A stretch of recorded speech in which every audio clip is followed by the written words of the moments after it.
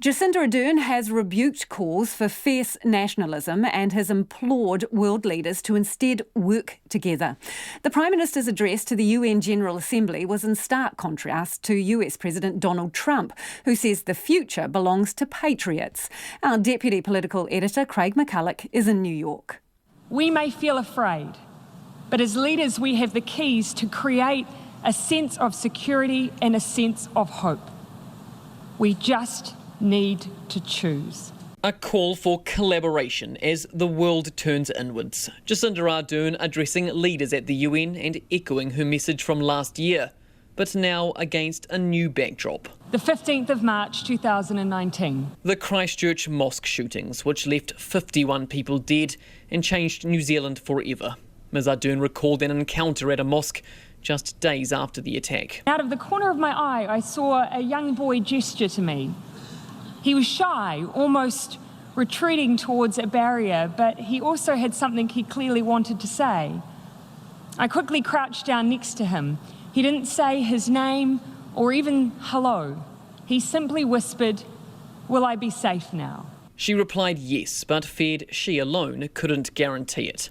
And so today's appeal, to be careful with one's words online, to all country leaders, all listeners, including a certain president with a predilection for Twitter.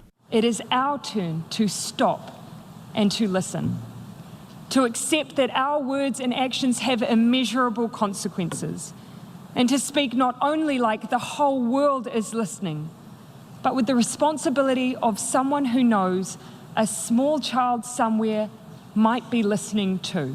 The Prime Minister's had two driving missions for this year's trip to the UN HQ, demonstrating real progress on the Christchurch call and urging quicker action on climate change. Both examples, she says, of global cooperation in action. What if we change what us means? Instead of fierce nationalism or self-interest, we seek to form our tribes based on concepts that can and should be universal.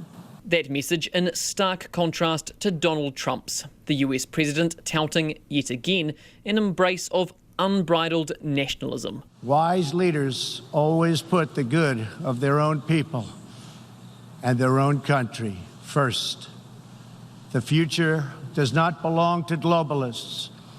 The future belongs to patriots.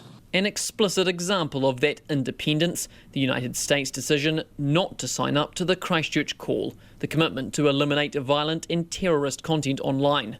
In fact, Mr. Trump with a direct message for the major tech companies. A free society cannot allow social media giants to silence the voices of the people. The two leaders held official talks yesterday and described them as warm and wonderful. Today they were seated near each other at a UN luncheon. But while they may have been at the same table, Ms Ardern and Mr Trump, in terms of policy, are clearly on different planets.